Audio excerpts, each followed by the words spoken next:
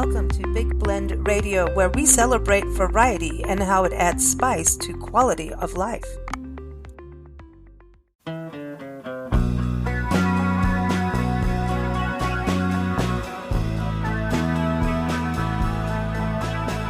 don't know what I'm saying. Don't repeat a word. It may incriminate me if you tell what you heard. Hysterically laughing. Well, welcome everybody. We are super excited to have multi-instrumentalist and songwriter Marlon Cherry with us on the show to talk about his new album. It's called Fever Dreaming in Lo-Fi, and it is out now. And go get it. You can do Spotify and all that, Amazon, iTunes, Bandcamp, here now, and go get the album itself, even through CD Baby. They're still doing them, right? Welcome, Marlon. How are you? I'm fine. How are you? Oh, good. Nancy and I have been enjoying listening to the album because it is a trip.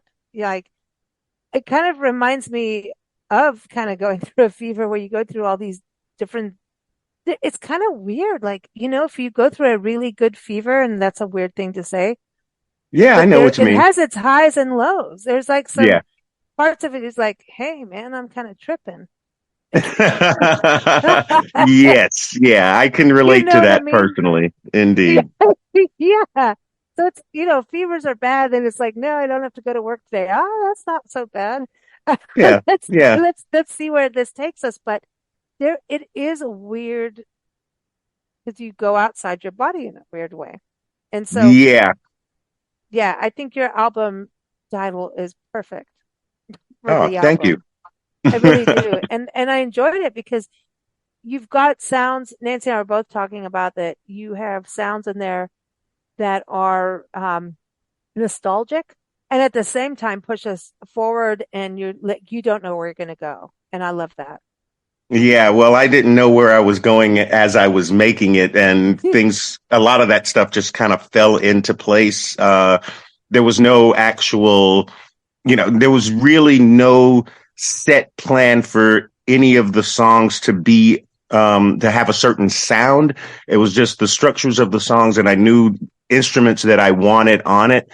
But Zach Phillips, who did the engineering, he came up with a lot of ideas as we were recording, and I just let him go with it. And we were just having such a good time because most of the time it was just he and I in the studio. So, I mean, we did a lot of just playing around and just having fun with it. And it was kind of like two kids in a candy shop kind of thing. That's fun. Tell us a little bit about what's prompted the album, or was it just like started with one song? Like you're saying, it's like you didn't have like a concept going in, but it kind of merged into one, right? Yeah, well, Zach's studio in Brooklyn, he was about to dismantle it, and he was trying to record as much stuff as he possibly could before he took it down. And he offered me the opportunity to come in and do some recording, and I gladly accepted. And that was pretty much how it all came about. I really didn't have any plans of making a record until he asked if I wanted to. It's like, all right, well, now's a good time. Let's get it on. Yeah. And have a fever about it. There are some lyrics in your music, and I think Desire. Oh my God, I love that song. Yeah, that song was actually written by Susan Hwang, who also sings on that. She has a thing called the Bushwick Book Club, and there's several chapters here, New Orleans, San Francisco, Seattle, and even Malmo, Sweden. I think, and there's another chapter in London as well. But basically, a bunch of songwriters read a book, and they write a song about something about the book, whether it's a chapter or even just a line in the book. But basically, that song was based on Streetcar Named Desire. So makes sense. Yeah. If the lyrics that she's singing in there is all about Blanche. So, wow. But yeah, that's her song, and I thought it was amazing. I always loved her version of it, and I asked her if I could do a version of it for this, and when she said yes, I was like, well, why don't you also sing on it? Because, that was it just rounded everything out. Well, some of the lyrics, I was noting some of them down, really, they're just so, I think we need to, it kind of gets us back to our roots, right? And just talking about creativity. The one is creative spirit at the heart of our community, and magic is transformation. Like those are just kind of half written notes from Lisa that Yeah. everybody, you have to listen to the music to get the full effect. Yeah. Because this is just my handwriting and my handwriting sucks. But Yeah. It the got you. creative spirit being at the heart of a community is, God, don't we kind of need that now to move forward on the way the world is? Like that's what Yeah. got me Yeah, so well, much. that actually that song "Secret City," that's an organization that I belong to called the Secret City. Those lyrics came from Chris Wells, who is one of the founders of Oh, the Secret City, and it's part of a thing that the audience recites along with Chris at the beginning of each of the performances or gatherings that we have. We haven't done oh one in a wow. while, but yeah, the Secret City is based up in Woodstock at this time. And, Hmm. at one time it was like an every Sunday gathering that was formed the way a church service would be formed. But the whole thing was about worshiping art. There was no Oh my politics. There was no gosh. religion. So it was, all I'm sorts of in. artists, musicians, visual artists, poets, Are you kidding filmographers. me? Yeah, yeah. So we'll be doing more stuff with the Secret City at probably starting in the spring of next year when Chris is back in Woodstock. But you can look up the Secret City online on Facebook, and you can kind of get an idea of what that whole thing is all about. But it's a very sincere. It's just a very sincere thing coming from Chris because that's basically what he's all about, and the people in the organization and the people who come to the Secret City services and events. It is a community without a doubt, and it's the first community thing that has felt, communal to me since I moved to New York. I want in. Yeah. Yeah. Listen, I don't know about me driving in New York City. I know we travel full time, but Yeah. like I think I'll go to Woodstock though. Yeah. I There have there is friends that also go there to is go there also all the an time. LA chapter. They do have an LA chapter of the Secret City because Chris I don't is want to drive originally there from either. California. I'm not into driving there either. I Listen, and think it's kind Dallas of is hard to out my drive way, there so around this time now. What happened you out there can't. with that fire? Yeah. Oh man, well, yeah, right now, right? It's kind of crazy what's going. Yeah, I know. We're supposed to actually drive through there going to market, but I think we're going to be. Please don't make me go through snow in the mountains, but it's going to happen. But I love this because I really think actual communities need to incorporate creativity as we Yeah. move forward in the world. And so that's what I really love about the album is like those elements of surprise. And then all of a sudden there's like these lyrics that are just like, whoa. And then it's like, hello, yeah, you do feel like that feverish part, but the fever is like, when you reach a peak of a fever, like you're transcending in a weird way. I Yeah, don't know how to absolutely. explain it. And there's this moment of like, what? Where are we going? We don't know because we're kind of out of control, but you are in for the ride. And Oh so, yeah. yeah. So this is kind of interesting how your album came to be. And then it's like, oh yeah, I'm packaging it into a little bit of fever dreaming. And we do dream in our fevers. We Yeah. do. It is I know like I a have. feverish fear. I dream all the time. And I don't think I should ever tell people what I dream about. But, but I mean, yeah, I mean, it's very interesting how you have all these people together, yet you're playing the majority of the instruments, right? Yeah, I played all the instruments except for the acoustic guitar and erhu on Blessings, which was done by Terre Roche of the Roches. And she also co-wrote that song with me and did vocals on it as well. But I did have Susan Hwang singing on one song, or actually on two songs, but she does like a lead vocal on Desire, and she does some backing vocals on Sleep Talking along with Christina Schneider.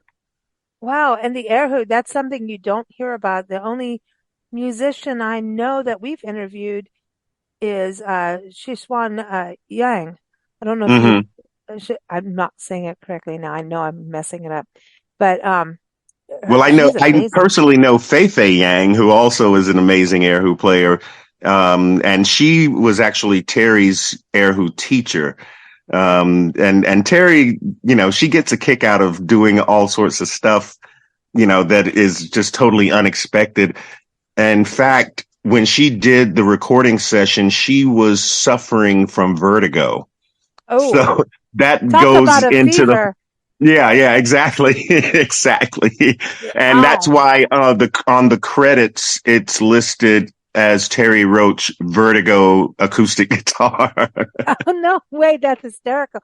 Because that Yeah. is trippy, man. Vertigo is not Yeah. fun. I have it driving mountain passes, and it Okay. is. Yeah, and I have to do it all the time, and then I go, "Oh God, put Bob Marley in." It's the only way I get through it. I got to It's like remember that. I'll tell Terry that for sure. Bob Marley is the best. He does. He helps you because it's like a balance song. It's like kind of I don't know. Oh, I don't. Bob Marley kind of takes you to your inner child of Yeah, when you were a absolutely. happy, cool, cool kid, and that it's all good. It's all going to be all right. Yeah, Everything's going to be all right. absolutely. And so it really works well. But this is a trip that you're doing this album, and so this is your fifth solo album. Tell us a little bit about your background of getting into music and what is your prime instrument with all these instruments that you play? Well, I grew up in North Carolina in Charlotte. All right. And I started playing in my cousin's band when I was like 13 years old, playing bass guitar. And God we were bless garage doing, bands. yeah, and we literally did rehearse in a garage. But we were doing mostly R&B and B and funk covers at that time. And as I got older, started branching out. Eventually, I met Billy, and we Mhm. started playing together. And that's when I got into playing like the classic rock and the jazz fusion stuff. I moved to New York in '87, and I had done a solo EP while I was still living in Charlotte. Then I got to New York. A few years later, I recorded an album called the Pete album. So things just kind of like progressed from there. I started meeting, New York musicians because I didn't know a single person Mhm. in New York when I moved here. But I started meeting all these amazing musicians, and they were very welcoming and, really supportive and, everything just kind of like blossomed from there. But I've always had, you know, a, an interest in playing various instruments and creating various sounds. So I can't say that I actually have a main instrument. I do get most of my work as a percussionist. In fact, I actually play music for various dance classes around the city. Mm. Right now, I'm playing at Barnard College and one of the open schools here in Manhattan called Steps on Broadway. So, I accompany a lot of modern dance classes, and that is mostly percussion with a little bit of piano. You can hear that in the album, and then I'm intrigued by I have to go back in your portfolio here and go back to your other albums now that I know about you. And thank you, Billy from Glass Onion PR. Like, just have to give him a shout out because he Oh, rocks. absolutely. But you have an album, Ancient Sound, Modern Dance. I'm gonna have to go get that because honestly, when we listen to it, it's like this is your album is a trip. Like Yeah. seriously, which is cool. We're always seeking a trip, right? Aren't we all Oh, wanting I to go on am. a journey and experience? That's what we're always chasing that trip, right? Yeah. Everybody's just tuning in. Sorry, but it's fun. But when when I'm listening to there's all kinds of there's dialogue, there's obviously the lyrics, and then there's some that isn't, and it feels very much like a play. And I'm looking at the way the world of music is going, and I'm thinking that a lot of it is almost going towards, yes, there's concerts and, you know, Taylor Swifty things happening around the world. But I Hmm. almost feel like some music, like what you're producing, could be a stage play. And that's the first thing I thought when I started listening to music, that this is like a small, intimate theater stage play with dance. And Wow. because you have textures that you can't just listen to it once. You have to go back. Because I listened to it when I first got it, and then I was like, Billy, where's it? I got to hear it again. And so there's textures, which dance does a good. It's a good modem of storytelling and helping getting the music across the visual aspect, because Oh, humans need the visual absolutely. too. Right. And so then at the same time, I feel like there's a painting thing involved. And that may be because Nancy's an artist and a painter. So maybe I'm feeling that too. But I feel like there's like a painting thing, and there's movement. There's movement with your music where, yeah, there's obviously movement with music, right? We always immediately think dance and everything, and Hmm. movement with music and, musicians and all of that. But I feel like this could be like a play, like a one-off play. And I'm seeing that with certain musicians lately, that this could be like an actual stage play performance of some sort. And I feel that with this, where there should be art and there should be dance. I don't know how Yeah. to explain that, but I feel that listening to it. What do you Well, think? thanks so much. Well, I'm absolutely an avid art lover, and, having the opportunity to live in New York City, I'm, consumed by dance, film.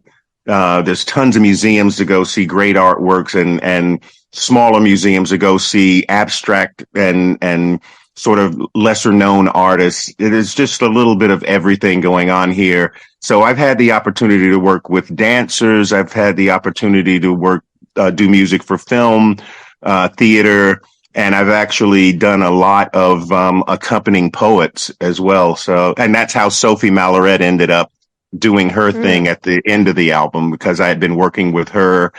Oh And yeah. and I've also done a lot of stuff with John S. Hall from King Missile. I don't know if you're familiar with them, but they were in heavy rotation at one time on MTV with a song called Detachable Penis.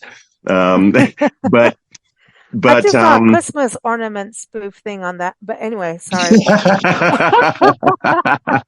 No, but John, he's an amazing poet, and Bob Holman, I've had an opportunity to work with, who has a place here called the Bowery Poetry Club.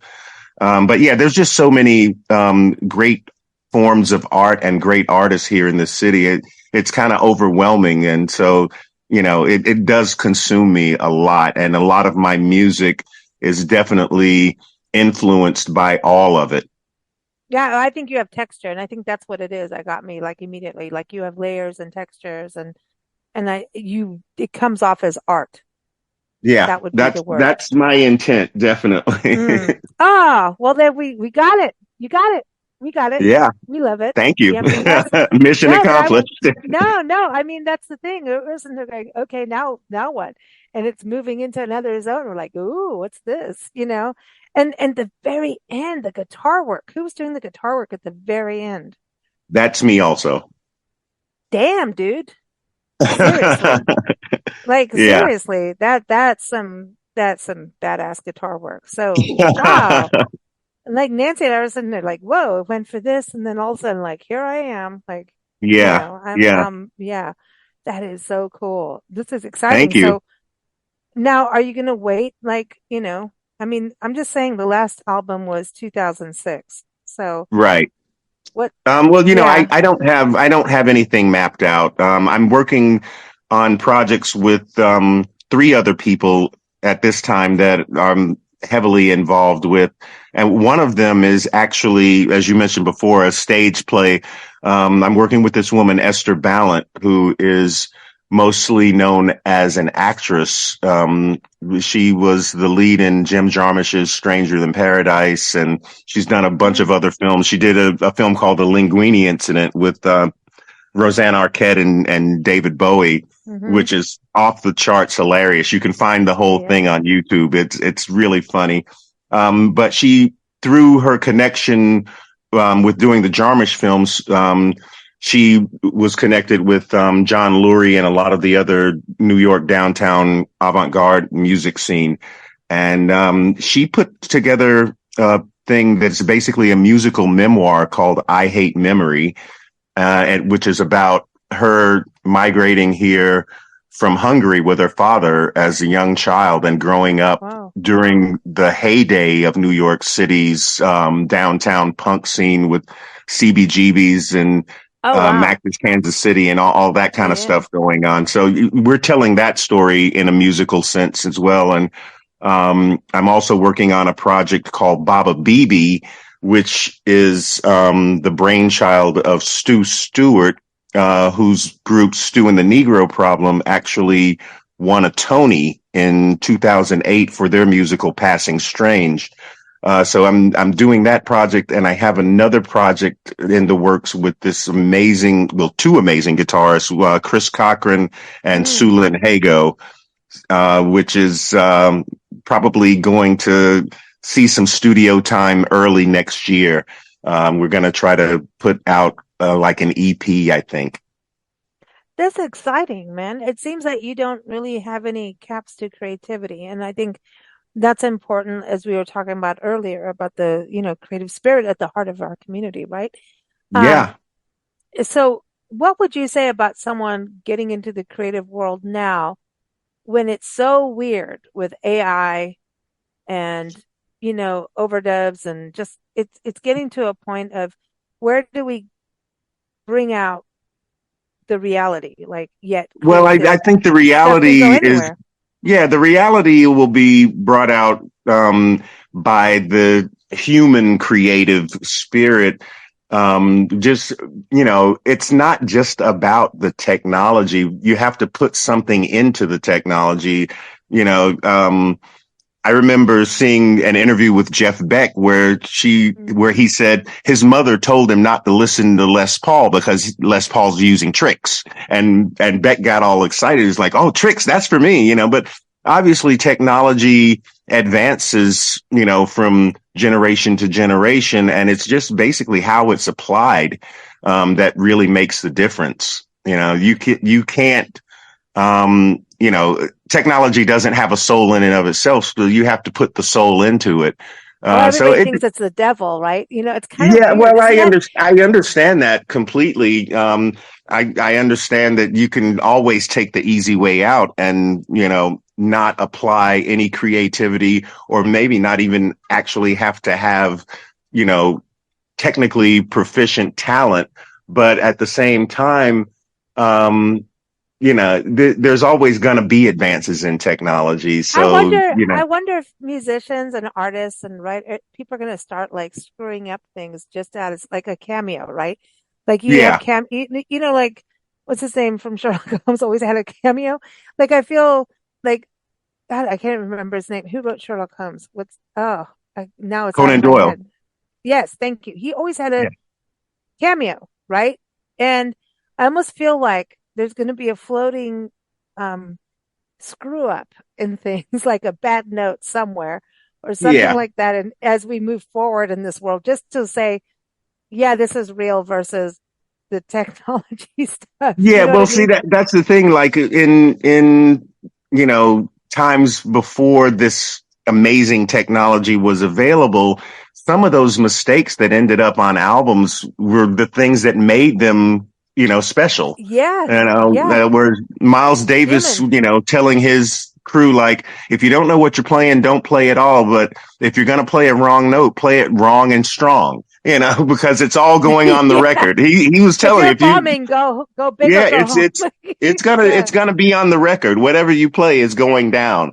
So, a lot of those, I hear mistakes on classic albums all the time, from, the Stones to Dylan to, a lot of the soul records, Lou Rawls, great singer. But there's one note that he can't quite hit on that great song, You're Gonna Miss My Lovin'. And I listen for that every time, because that's the thing that, I love that. He's barely off because he's trying so hard to get it, and they kept it. And I'm like, yes, yes, yes. Yeah, I have one recording out there, right, from like ancient times of my life of in the music world, and we went to do a recording of one of my originals, and it was like everybody go, and this is your one shot, do it or go Yeah. home. And I changed my whole song to be simple for everybody to do. My mom Hmm. went nuts. Nancy went absolutely like that. You don't do that. You do not dumb down your music. And I just did. And I was scared. I didn't understand how a recording studio worked or anything. And I was scared. And I had to play guitar, which sucks because I Hmm. suck. I can sing. I can Hmm. absolutely sing. I can write songs Yeah. in my way, not with all I can't put the music from my head there, but I can sing it, right? Gotcha. And, Gotcha. but so now doing the guitar and like, at least the band is my friend and everything, and it came Yeah. out. It's all right. But there's this part and I'm like, damn it, Lisa. And everyone's like, no, no, it's fine. I'm like, no, it's not. No, it's not. And I, I sent it to music friends. They're like, well, we want to hear it. I'm like, here, it Yeah. sucks. Nah, I but hate it. I You know really what I think, mean? yeah, I know what you Because mean. it's I think, that one part. yeah, exactly. But that's I think that's the thing with, the temptation with this technology is to try to make everything perfect. And obviously the world is not perfect. And sometimes the imperfections are the things that are the most endearing about And any, honestly, like that yeah, was like a good memory anyway. It was just like a yeah, fun memory of friends and doing stuff and whatever. But and that's the thing. I think we have to keep our humanity about us, but we're always chasing perfection in the arts too. And it's like, yeah. um, so for someone getting started, how, where do they draw that line?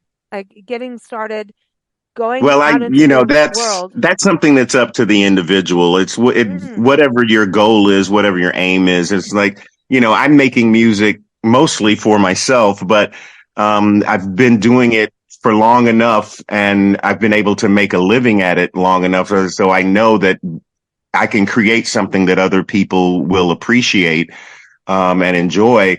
But it really comes down to what is your individual goal. Obviously, if you want to be the next Taylor Swift, you're not going to follow my lead. You know what I'm saying? That kind of thing. well, But, if you're really trying to, do something as an individual, as, a free thinking, creative individual, and have your own voice, mm. that's a totally different ball game. And, that's the ball game that I tend to play Mm. mostly. But with this album, with Fever Dreaming and Lo-Fi, I love that you put in Lo-Fi because it adds this grit to the dreaming. Because dreaming is, Yeah. people think always la la la. Dreaming Yeah. can give you the night sweats. Oh, yeah, I'm at that, absolutely. yes, I'm Even at that without the age. fever. But yeah, I'm at that age. We get hot at night. Yeah. But I'm just saying, but the Yeah, grit well, part. the lo-fi in the title actually came from the fact that, in Zach's studio, we recorded direct to, 8-track tape. There was Oh, no, that's you know, why. yeah, That's yeah. that And sound. I Mm, knew that it was going to not have that super glossy, digital thing going on. tinny. Yeah. And I was like, well, if I put lo-fi in the album title, it's kind of like giving people a heads up on, a warning, Like, this is good. basically. This is some good shit. Go and listen to it now. I mean, honestly, like, no, Yeah. you know what I mean? It's just like Fever Dream is like, all right, you're going to go up and down. We know we're going to float. We're going to go up and Yeah. down. But the lo-fi, I was like, oh, that was as soon as I saw that, I was like, I want the lo-fi. I choose Yeah. that. It's like, here in Louisiana, you can drive through daiquiris. If you get a lo-fi, that's what you're going to choose, right? So that's what I was like, I choose that, because I want to be down home cool. I don't want any, you know, but there is this weird thing now. Technology is such an amazing tool. It really is awesome. But I Yeah. find things are overly crisp and so tinny and Yeah. And perfect. super Maybe it's my compressed. ears. Yeah, Yeah. it's like, God, I don't want that. It's like classic rock had this bass and this imperfect, we were talking about earlier, but Yeah. how do we balance that out? So yeah, you recorded, yeah, went on to analog. That's the way. And that's Yeah. rare. So that's a rare moment, right? So next time you record, that might not exist. Yeah, I And you mean, think about it. like I said, I have nothing mapped out for future solo stuff, but I do have a few songs that I would like to record as soon as possible. I just don't know how soon it will be possible for me to do it. Yeah, but I just hope you get to keep that same quality because it's good. It's really Yeah, good. So I yeah, I hope you yeah. get to. It's hard. It's hard with all the changes, right, in the world, but Oh, in the absolutely, music world. absolutely. But playing live now, are you able to do that and take this out and Well, perform I the have no album? plans of like putting a band together or anything, partially because I'm just so busy with all of these other projects Yeah. that I'm Well, working yeah, on. it's like Um, yeah. but That's like mostly, New York is one of those places where, there's a million great musicians, but they're all playing on, 15 or 16 different projects at the same time, kind of like me. And I noticed that the people that are organizing the situations that I'm in, I look and see what they have to go through just to schedule a rehearsal. mm, It's like, can we, this person can't make it that day, but this person can make it that day. And it just goes back and forth. And I can see the frustration, from them alone. And it's like, no, I'm not going to put myself through that. mm-mm. Oh, it's heavy, man. That's heavy. Yeah. Well, I'm Yeah. glad that you're involved in performances too, and in the poetry thing reminds me of like poetry slams. We used to run poetry slams back in San Hmm. Diego years ago, back in music days too. And Hmm. it was like, I think it started in Chicago, poetry slams. Hmm. And it was like it was like, yay, a newfound art. No, it's not new. And getting that kind of performance there. So you seem to have that balance with, you know what I mean? There's like poetry and music. You can put it together and then Yeah. some of it Yeah. shouldn't be and some is a song, right? But you have that Exactly. balance. Yeah, Well, sometimes it needs to be a song and sometimes you can do poetry and some beats behind it. yeah, yeah. I mean, that's sort of like the stereotypical, or the stereotype, when people think of, music and poetry as like the beat poet, sort of like the Maynard G. Krebs beatnik, with the guy with the bongos in the background while some guy reads some whack stuff. But, yeah, I mean, the relationship between poetry and music goes way, way back, to before any of us were born. So, Yeah, yeah, yeah. No, it's it's cool. something that has always like, I just always connected to, and it didn't seem like it was anything unusual to me ever. Mhm. Well, I hope you do some videos, honestly, with this. I do, because Actually, I have a video in mind that I want to do for the song Blessings, and I ooh, actually started kind of like mapping it out a couple of weeks ago. I'm waiting for a friend of mine who I'm hoping will just basically take it and run with it. She's coming back to the States on the 30th, and we're going to start, game planning on that. But yeah, that I definitely want to do a video for that song in particular. And I think I found the perfect person to do it. So I'm hoping to do perfect. that as soon as possible. Awesome. That's awesome. Thank you so much. Marlon, it's been a pleasure having you on the show and a real pleasure also listening No, to it's your been great music. speaking And with you as well. I'm I, wishing you safe travels down there with what you're going through through the great thank state of Louisiana. Louisiana. From Louisiana, we go to Texas, to Oregon, and back to North Carolina, and Wow. Georgia. I know. Yeah. What part of North Carolina? Actually, we are doing a lot in Durham and Asheville. It Oh, seems to have fantastic. sucked us. They say that Asheville is a vortex of crystal or something, and I It's don't know what beautiful down happened, there. but we Yeah. just keep Asheville. circling back. Yeah. Asheville has a magical feeling about it. When I would ever get to visit there, while I was living in North Carolina, it just always felt enchanted for some reason. Yes. And Durham is actually the last time I was in Durham. I was doing a show at Duke University Oh, in 2018 with Stu and the Negro Problem. So that's the last time I've been to Durham, but it was really nice to be back down there for that little time that I was there. yeah, that area is so beautiful, and I love North Carolina because it kind of does in a weird way. The Carolinas and Louisiana have this diversity of I don't know, just as like live and let live. Yeah, Everybody kind of and there's some negative things, obviously, just like every state and every yeah, place in the world has, and a lot of positive, but it just feels so like more relaxed yeah. in this country. And so I don't know, we keep going back. We've been to Charlotte, we've done Charlotte, and Burnsville outside of Asheville seems to be, Hmm. but it just keeps happening that we keep going back. It just keeps Yeah. happening. Now It's on its own little course. I've always loved that little triangle area with Chapel Hill, Durham, and Raleigh, with Hmm. the three schools are 8 miles apart from each other. And, when I was down there in the 80s, everything was pretty much revolving around that area, as well as Winston-Salem, where Mitch Easter was with his studio, when he first started working with REM. And I got an opportunity to Ooh, work in a band that recorded with him, and that was amazing as well. sweet. But yeah, I've always loved that area for some reason. I I'm you know. I'm I'm threatening to do like a Southern music show, like over the years. Like I don't know if you know Joey Stuckey. I met him through Billy too, and Hmm. he's the music ambassador of Macon, Georgia, and Macon is Yeah, like insane. And then I start going, well, we've got this musician, we got all this music history of the South, right? And yeah, if you go like South Carolina, North Carolina, Florida, Georgia, like yeah, Alabama, holy yeah, cow, have we got this? yeah.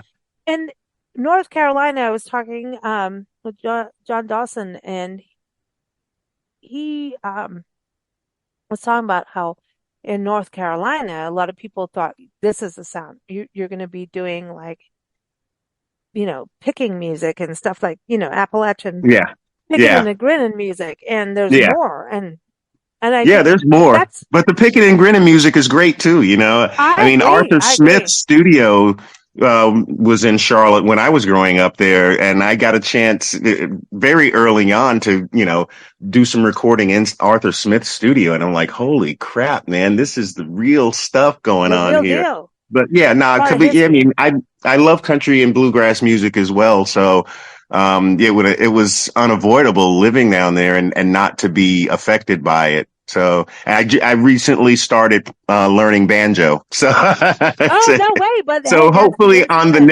Hey. next record there will be banjo. I Oh, promise. I hope so. Hey, listen, that comes from the mothership of Africa, man. You got it. The banjo is a big deal. And that's what, like, I want to tell people is like, okay, really get into the history of music. It's like super crazy cool. It tells the story of the cultures, and Yeah. I grew up in Africa. So like, Hmm. it's like, mm, there are different tribes have like different forms of banjo. Like it's Right. not like Exactly. what you see today here in the state. Well, I'm thinking way back when, right? Yeah. But Yeah. it's different versions, and it's just the simplistic music, but with a whole bunch Yeah. of soul. Exactly. The Yeah. soul in the sound. I've seen the Bella Fleck documentary, Mm, "Lay Down Your Heart." Have you I seen that? haven't. Oh, No, I you need should. to now. Bella Fleck goes to Oh, he's Africa and amazing. plays. So Oh, wow. he traces back the history of the banjo to Africa, and he gets to play with all these amazing African musicians. And it's just like if you like the banjo, you got to see this documentary. Bella Fleck I, just like knocks it out of the well, it's park on this one. percussion. It's also Yeah, percussion. Yeah, I yeah, mean, you'd exactly. understand that, right? Because the Yeah, guitar can be a percussion instrument. And yeah, they have absolutely. all these instruments where you can pluck your fingers on metal sticks. I don't know how to explain it. What would you say, Nancy? What is it? They're metal, but like the we had these The kalimba. kalimbas and stuff. Like we had, like, Yeah, they're like coconut shells, and then you would use your fingers to use it. It's almost like a mini xylophone. And yeah, so yeah. like, Actually, that's kalimba that you hear on the track "Run Rabbit Run." That's me oh, playing no kalimba. way. Yeah. And Run Rabbit Run. Okay, like where did that come Tell us Oh, about that. that came from well, the title came from "Breathe" by Pink Floyd. Whereas that line there where Oh, he sings "Run Rabbit Run," you oh know, wow. and but the musical piece, it was just an improvisation. There was no, thought behind it. It was just an Run, improv. rabbit, I run. want, That's and funny. it goes back to what you were saying about textures. I was just like, I wanted to have a piece that was just those textures with the shakers and the kalimba, and that Well, was it. you are a beautiful surprise in our life. So I'm so glad you're on our show and that Billy connected us. And Nancy and I are just like, now we're waiting for more. So I hope that I don't know, just even if it's a one weekend, special theater show, I just hope that you do something like that with art and dance and because there's dance involved in painting. Yeah, Yeah, Nancy yeah, wants like Nancy's all like, come on. Nancy keeps looking for people to do rock operas. yeah. But anyway, but I just there's something magical about what you're doing. Seriously, it's cool. Well, thank It's you so very much. cool. I'm really glad you feel that way. I'm glad you enjoyed it and appreciate it for sure. I Oh, hope more you people, have this, similar sensibility and will at least give it a listen. oh everyone, you can't listen to it once. You need to go back again. I listened to it once when I first talked to Billy. Then I was like, Billy, where is it? Where is it? And I'm like, oh yeah, I got it on Spotify. It's on Yeah. Amazon. It's on iTunes, Bandcamp. Um, CD Baby for the album. So I really think you should do that. Then Yeah, you can put it you in can and get have the the full you can get the experience. CD through you can get the CD through Bandcamp as well. Okay. So is there a specific website or should people just go to these places to get the Yeah, just album? go. I don't have my own website, so yeah, that Bandcamp is pretty much the best place to go, or the one Yeah. that benefits the artist most Yeah. as Go to far as that Bandcamp, goes. bandcamp.com, and there's specific Fridays. There's these special Fridays that the artist really actually gets their money. So, Yeah, yeah. it's, and do it while it's still happening because they just sold too. So just do I it while you can know. support the art. I know it's scary, man. The world is weird and hopefully one day we do not live in like, the monopoly world, Yeah, I mean, like the real. yeah. Anyway, it's been a pleasure. Thank you so much, Marlon. No, thank you, Lisa. I really appreciate it.